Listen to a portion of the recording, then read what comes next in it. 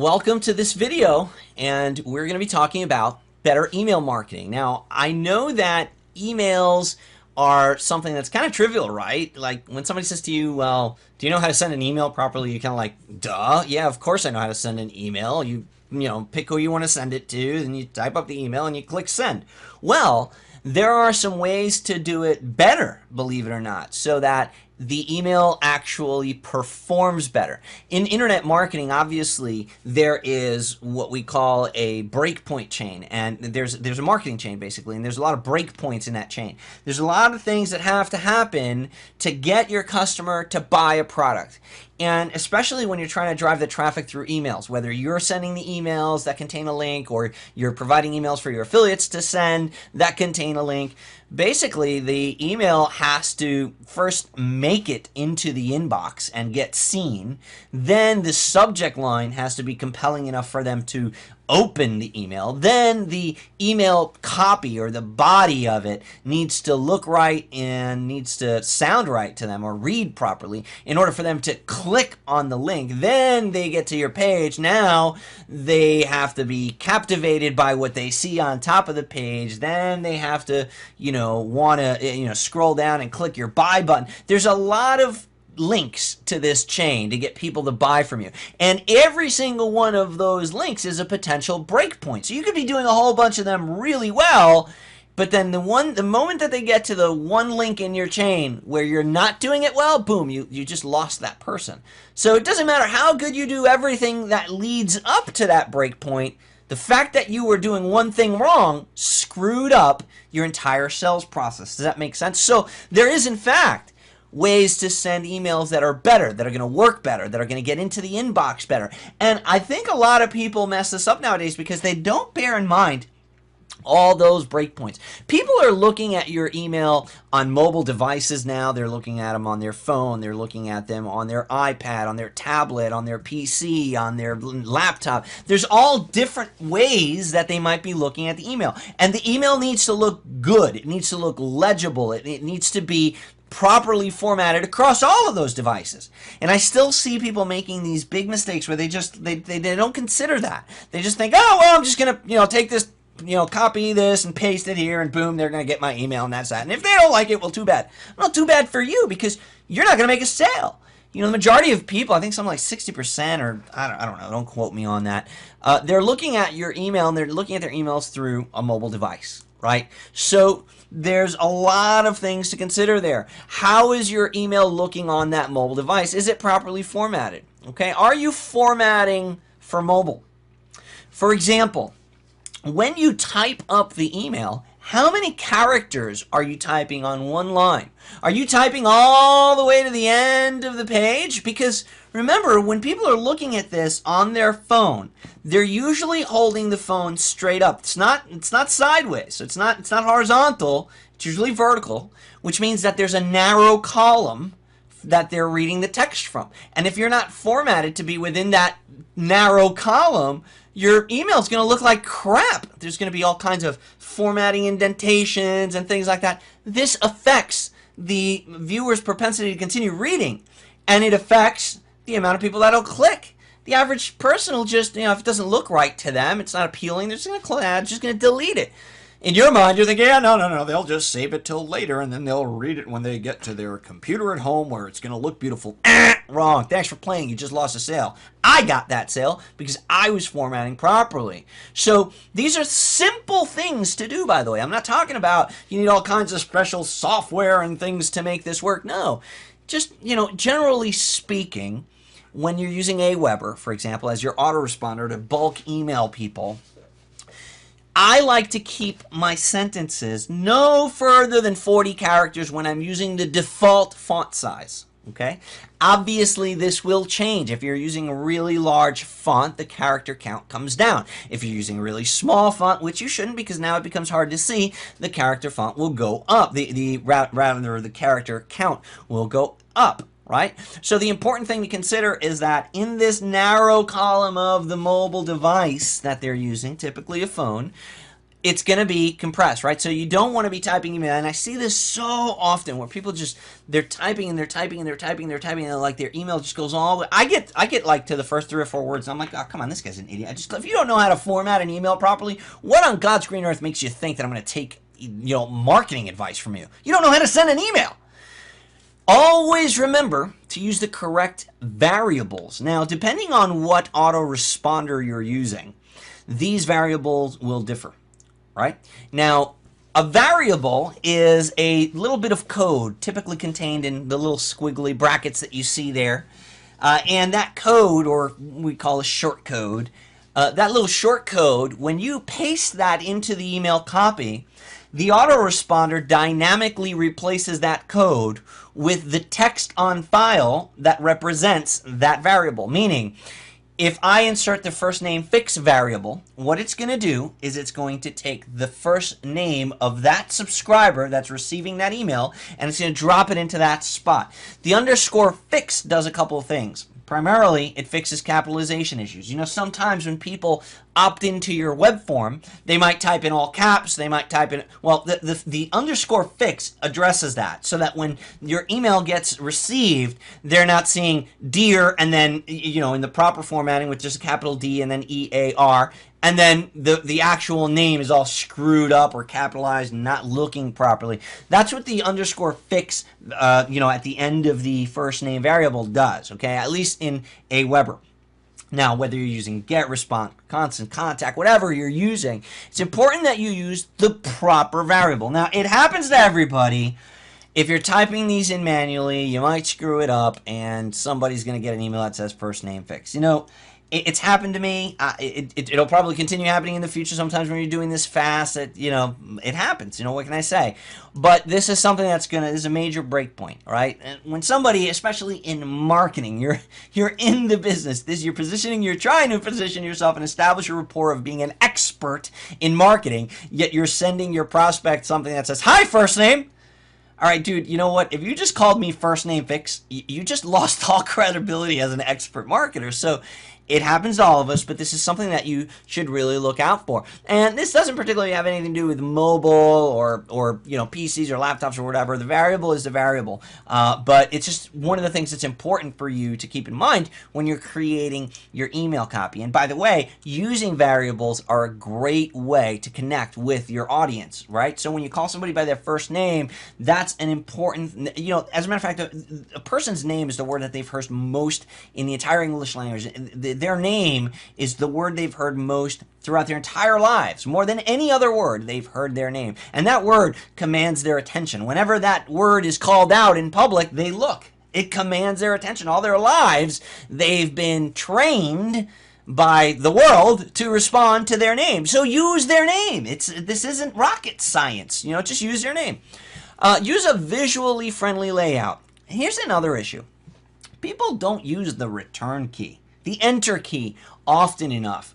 Do you know that there's 2 ways to hit enter? Pretty much on any kind of software, whether it's autoresponder or, HTML editors, anything. You can just hit the enter key, or you can hit shift enter. When you just hit the enter key, that's a hard paragraph break.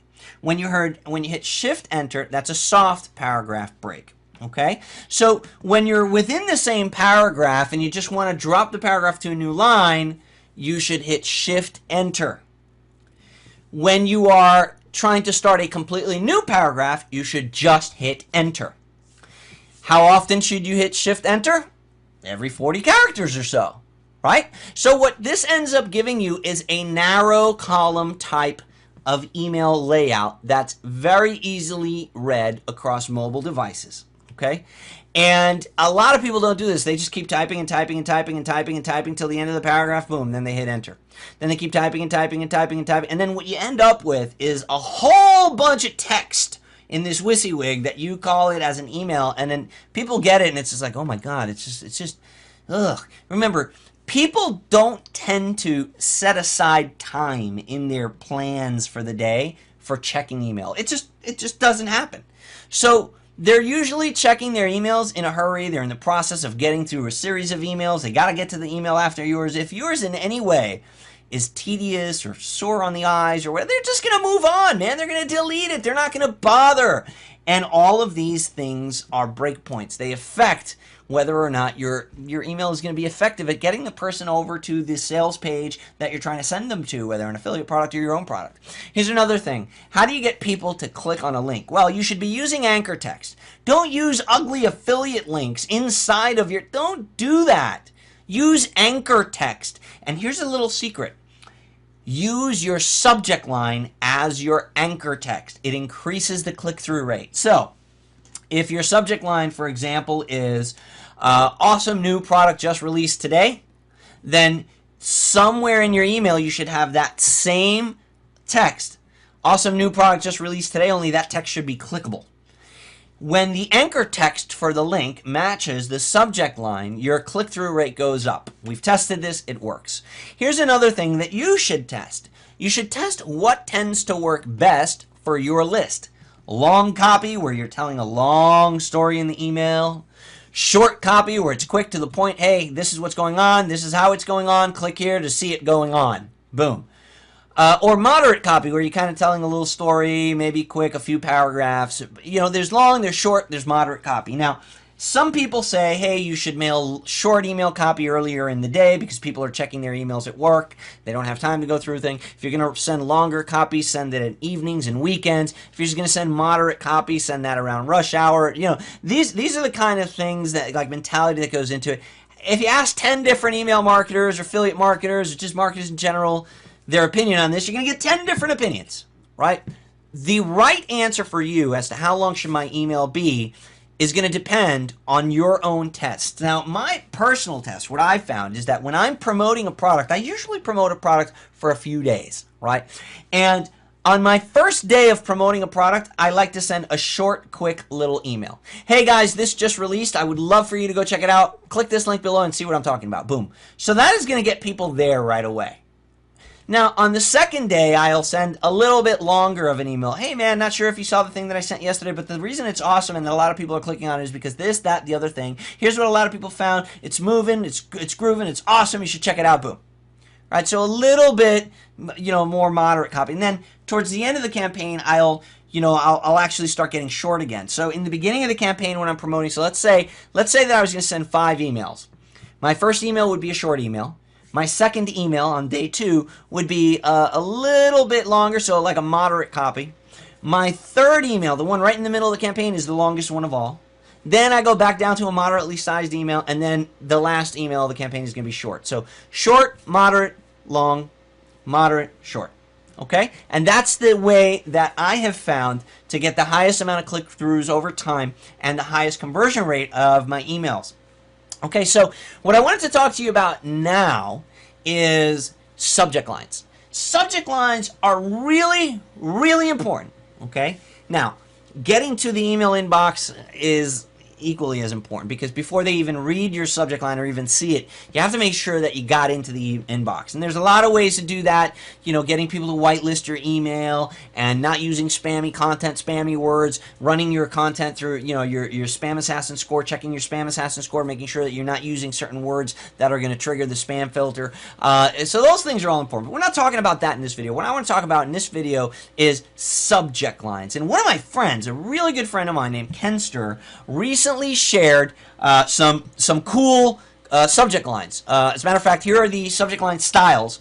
You can follow Kenster on Facebook. He's a really, really cool guy. His name's Ken Spanner. He's got an excellent product called Six Figure Business Academy that you should check out. Kenster is awesome. He's one of the most well-liked marketers, and he posted this on Facebook, and it's some subject line styles that he's used very successfully in his own marketing. And when I saw it, I was like, wow, that is amazing. I love Kenster stuff, and this is the reason why. So I decided, well, I'm going to share that with my people. So props to Kenster. Follow Kenster. This stuff and these subject lines come from him, and I love them. I've started using some of them myself, and as a matter of fact, just last night I used one, and I had awesome results with it. I'll share with you in a minute the one that I selected. But these are the different groupings that Kenster provides. And he says your subject lines should deal with these certain emotions: fascination, qualification, curiosity. You should have questions as subject lines, benefits. You should be a reporter. You should have reporter subject lines, universal issues, urgency, numbered lists work very well, and controversial subject lines all work very well. Remember, the whole purpose of the subject line is for people to read it and then click. They have to click to open. So every part of the marketing chain, the purpose of every single part of the marketing chain is to get them to the next part. That is the purpose of every part. So the purpose of the subject line is to get them to the email copy. The purpose of the email copy is to get them to the sales page. The purpose of the sales page is to get them to the order page, etc. So this is the subject line section, and the purpose of these subject lines is to get people to open it. Okay, so let's go take a look at some of these subject lines here so that your wheels can get turning. And again, they don't have to be exactly like this. As a matter of fact, derivatives of these subject lines. You should use these as a way to come up with ideas for your own subject lines. But let's look at the fascination ones first, okay? So here's an example. I sold 5,000 units in 48 hours. Here's how, ... Now, you'll notice that a lot of these email subject lines end with a ... or a dash or some sense of suspense, right? So the reason for that is you want people to long for the second half of that statement. So when they're reading the email subject line, they should be left in suspense a little bit, right? So they're like, hey, I found a great way to do XYZ. And ... And then it's like, oh, well, what do you mean? And then now they have to click and open the email to find out. So these sorts of formats turn to work well. The major mistake that's crippling your sales figures ... Well, these are fascinating emails because making like, huh? Wow. Like there's a major mistake? This program could change internet marketing forever. It could? Wow, that's fascinating. Find these hidden gems before anyone else does. Wow. Panda updates. Too much competition. No list. So what? How to build a list of 50,000 in the next 60 days. Wow, I can have 50,000 people on my list. A simple trick to boost your conversions with no extra work. Again, something that gives you that wow factor, that fascination factor. A fantastic way to turn $10,000 into $10,000. I'm sorry. A fantastic way to turn $10. Tongue twister. A fantastic way to turn $10 into $10,000. Oh, look, Google's done it again. This means trouble. So you see how it's kind of leaving people hanging on the subject line? It's like, this means trouble. What means trouble? Wait a minute. Let me click here. This is fascinating. 15,000 clicks in 12 hours. You've got to see this, right? So again, fascination and suspense. Let's go to the next group, qualification. Now, these sorts of emails get a much more targeted group or a much more targeted audience to open, right? So you might not have as high of an actual open rate, but your click-through rate is going to be sky high because you're qualifying. You're weeding out the people that the email copy is not going to apply to. Niche markets for marketers who travel, for example. Okay, so if I'm not a marketer that travels, I won't even open that. But that's fine because maybe the product that you're promoting is only going to appeal to those sorts of people. If you know how to ... Okay, so obviously qualifying somebody would, if you know how to, and then you would insert the topic you're talking about. Don't read this email unless, and obviously insert the thing you're talking about. If you're only interested in making money, ignore this. Wow. That's an interesting one. So whenever you tell someone to ignore something, they're going to look into it, right? So it's just kind of human nature. Message open to the first 63 people. That is big. When you put, because what they're doing here is they're putting scarcity as well. You're using scarcity as part of the subject line because you're like, oh, wait, am I one of the 63? Boom. Oh, yeah, okay, I was able to open it, right? Only 5% will qualify. Well, am I one of the 5%? Wait, what do you mean? What's the qualifications? Boom. They don't even know what you're talking about yet. But again, these are suspenseful qualifying subject lines. Only read this if, and then you put in your qualifier there. Only read this if you're a parent. Only read this if you're a male. Only read this if you're a female. Only read this if you breathe oxygen. Whatever. Insert it there. Wanted. Bloggers who write their own content. I don't tend to like using the wanted subject line. Now, this has had great success for a lot of people in specific niches. This is something you'd want to test. PPC experts only. Again, very qualifying, right? Very, very qualifying.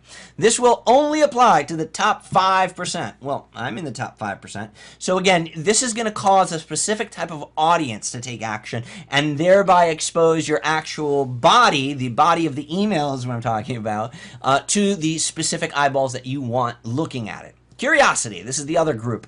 Do you actually hate me? Now, this is awesome. That kind of a subject line is going to do two things. Number one, it's going to get a huge amount of opens. The other thing it's going to get you is probably a whole bunch of replies. Okay, so, but again, this is inciting action. It's getting people to interact with you, which is a good thing always. I'm about to burst into tears. About what? Makes you curious. That's it. I'm through. Why? Wow, I love this thing so much. What thing? Again, curiosity. Anytime you write a subject line that's triggering curiosity is going to give them a reason, and a compelling reason nonetheless, to open the email. This thing is going to change my entire business. What? My most embarrassing moment. Ooh, what was that? So you see the feelings that you're triggering in people, the hot spots that you're triggering? I made this for you. Oh, you did? What? What'd you make for me? I owe you an apology. Damn right you do. About what? And then they're going to open it, right? My secret weapon. Ooh, I knew it. You were hiding something. What is it? And then they're going to open it. Curiosity. Things my 10-year-old taught me about selling. Huh. That's probably going to be a good one. I've never used it, but I might. Okay, questions. Now, open-ended questions are something that I teach to stay away from. However, in many cases, asking a question that is a yes answer, or that's just like stupidly simple that the reader is definitely going to know the answer to, or that rather, hold on, not that they're going to know the answer to, but rather that they're going to have a reply for. If you ask a question that they're going to have a reply for, it will work very well to get them to open the email. So, for example, a subject line like, but isn't that black hat? Isn't what black hat? They're going to click on it to find out. Is SEO obsolete? I don't know. Is it? So is SEO, that's kind of borderline controversial as well. Are you prepared for the next panda? Oh, what the hell is a panda? Whether I'm prepared or not, I'm going to click this because I want to find out what he's talking about. Are you a man or a mouse? Now, this is a challenging headline as well, right? It's kind of challenging the manhood of the reader. Now, the problem with this is that the percentage of people that are opening this or that are reading this might be, men or women. So you kind of have to know your audience, right? So if you have a list that's made mostly of women, then this might not be a very powerful subject line to use. Why haven't you made six figures yet? Well, who the hell knows? I don't know. If I knew, I don't know. You know what I mean? They might open that up because of that. Have you taken advantage of this yet? That's going to work really well because people are thinking, oh, well, hold on, am I missing out? What is it that he's talking about? And they're going to click. So again, curiosity is going to work well with all of these, right? How long does it take you to write a sales letter? CPA network treating you fairly? How much could you have made? That's a good one. How much could you have made if, right? Because what do you mean? How much could I have made if what? And could you pass this test? So again, these are question email subject lines that have actually fared very well for Kenster. Benefits. So if you can mention a benefit in the subject line, that's powerful. Particularly if someone is actually looking to have that benefit in their life. So if you're addressing a benefit or a solution, if you're putting in front of them a benefit of a solution that they crave, then you're going to get a high open rate on that email. Solve your SEO problem in the next 2 hours. So they're putting urgency in there. They're actually talking about SEO. So again, very, very tailored for that particular audience. So if you're not into SEO or if you don't want to know anything, you just skip over this. But if you are and you're promoting an SEO product, this is going to put the right eyeballs on that link. How to add 100 pages to your blog by next week. Well, I don't know. That sounds complicated. I don't think that would be for me. But for someone that's a blogger, that might be a very important thing. Program yourself to double your productivity. These are great subject lines because who doesn't want to be more productive? This is not niche dependent. This is not industry dependent. This is not, person.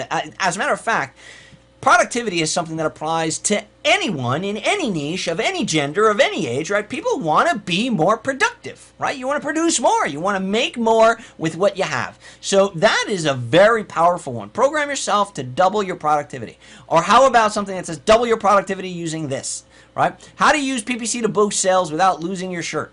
How to keep site visitors on your blog for 5 minutes plus. Now, if anybody knows about bounce rates and site time, you know that 5 minutes is quite a bit of time, average time on site, so time on site is usually, in the seconds, let alone 5 minutes. Ask me anything about improving your business. Well, that's another one that's going to get you a lot of replies. Creating a top-selling WSO is easier than you thought. So if you're trying to reach the WSO market, again, that's a benefit for someone. Oh, wow, so it's easy. Yes, I've been trying to figure out a way to do that. These are the secrets only six-figure marketers seem to know. Now that's a benefit. I'm gonna be able to have six-figure secret. This affiliate marketing expert reveals all his secrets. How to impress your clients for $10. Now that's really cool, right? I would love to know how to impress my clients for $10. Let's move on to the reporter ones. Okay, so this is like you're announcing some news, something like important that just happened, or that you're just reporting something. Headlines work really, really well to grab people's attention. And the important thing with headlines is they have to, really pull their eye. They've got to be compelling. So there's, you got to hit on the person's hot spot. You got to hit their curiosity, and you've got to make them want to open it. And the headline has to have shock value, right? So the reporter headlines, the reporter subject lines are really like newspaper headlines, the way that I see them. So imagine a subject line that says, "Big lies IM gurus are still telling." Oh my God, the humanity. What are they still telling me? And then they're going to click to see what you're talking about. The internet marketing fiasco. Now that is the subject line that I just recently used. I actually used the affiliate marketing fiasco. Huge open rate and huge click-through rate, worked amazing for me. So there you go, little secret. I just used that and I got it from Kenster. Thanks, Ken. And now we've got, I have some important news, ... Well, what's your news? This is going to get such a huge open rate. Now, depending on what the news is and whether or not it applies, you're kind of, you're kicking the can to the next break point. You're getting people to open the email, but now it's not very targeted. So everybody is going to open it, whether it applies to them or not. You might be promoting a SEO product, a Facebook product, a golfing product, who knows?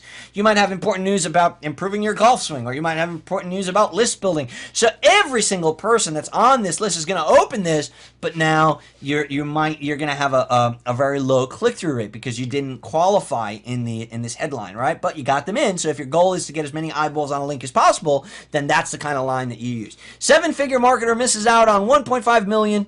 New case study, right? So that's another one. It's like a headline. It's like something you'd read on the top of a newspaper. New case study on 2012's hottest niches. The big traffic generation model surefire methods, or rather, surefire methods to business suicide. Now that's something that would work really well, right? Surefire methods to business suicide. Why would I open that? Well, because I don't want to commit business suicide. The latest statistics on IM failure rates. Popular myths that everyone believes. That's a good one, right? So what's a myth? And what myths are you talking about that are popular? And is that something that I believe, right? So again, you're piquing my curiosity. I'm gonna go in there and put it in. A ClickBank Pro finally speaks. So this one kind of insinuates the fact that no ClickBank professional has ever spoken before, right? But again, these pull on the right emotions and they're gonna get people to open up. Universal issues, things that kind of appeal to the majority of your readers. Still not making 1,000 plus sales? We'll show you how. Not getting enough traffic? I mean, what's enough traffic? Have you ever met anyone that said, no, I've got enough traffic, couldn't use any more, no, thank you. Of course, everybody, these are yes questions. The secret to high conversions. Well, why would I not want to know that? No, I want to keep my conversions right where they are. Wondering when you'll replace your job income? Okay.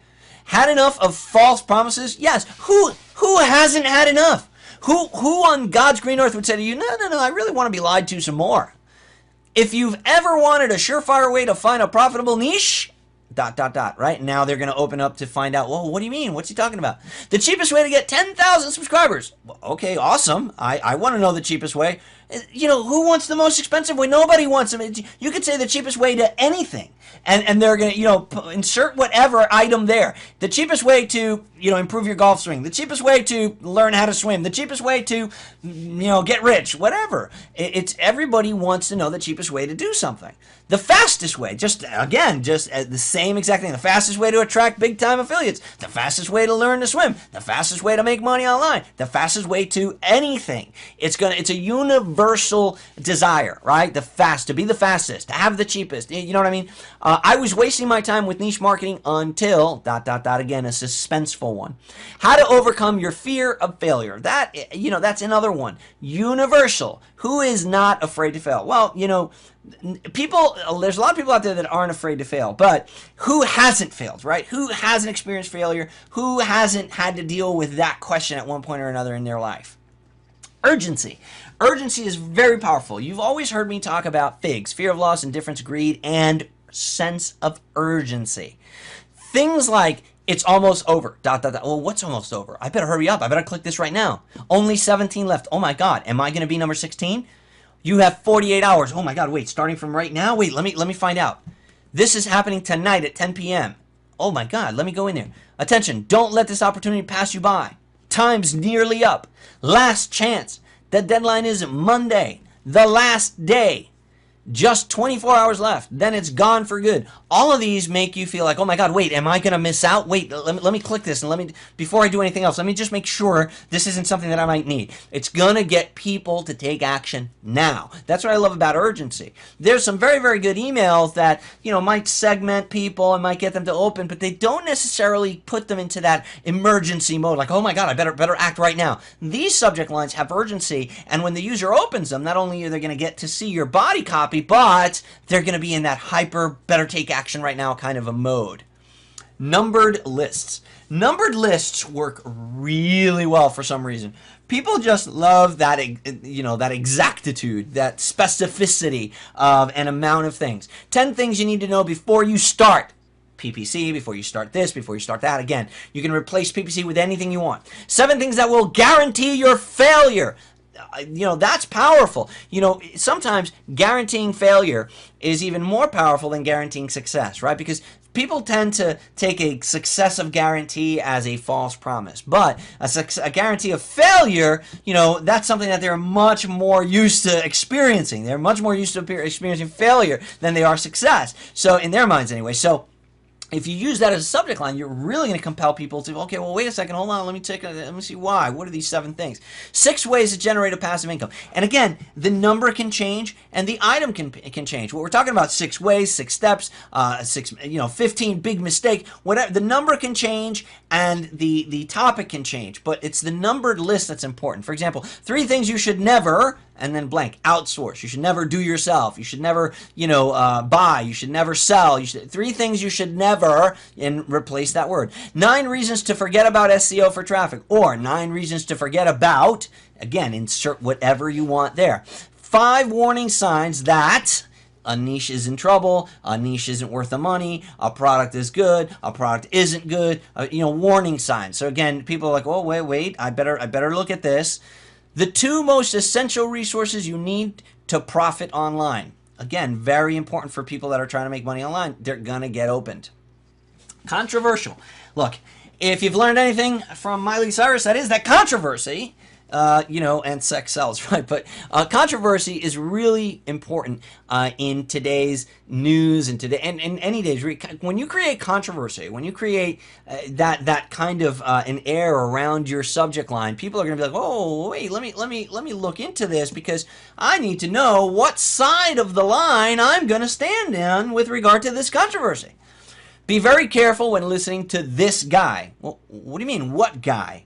That guy, is that somebody that I already listened to? Do I agree with this? Is he talking bad about somebody I like, or is he talking good about somebody I don't like? Well, let me open this email. And again, you got them to look at your body copy. PPC stands for piss poor conversions. Now, the dash in the word piss obviously is what he's implying. So a lot of people do this sometimes, and you got to be careful because sometimes doing this to words can trigger the spam assassin filter, and it can actually push your email out of the inbox and into the spam folder. So be careful about using things like that, but they work very, very well. I made a mistake. Well, what do you mean you made a mistake? This might get you in trouble, but it works. So there you got the a little bit of a mischievous angle. Why I'll never use ClickBank again. Okay, so again, controversy. People are going to click this just to kind of be in it. And controversy gets people to look. People love to see what's going on. This is why tabloids sell, right? The worst piece of advice I was ever given by a millionaire. Why they want you to fail. A blog post that'll make your blood boil. Now, a blog post that you would think, when people don't want their blood boiling, you'll be amazed at how many people click on that.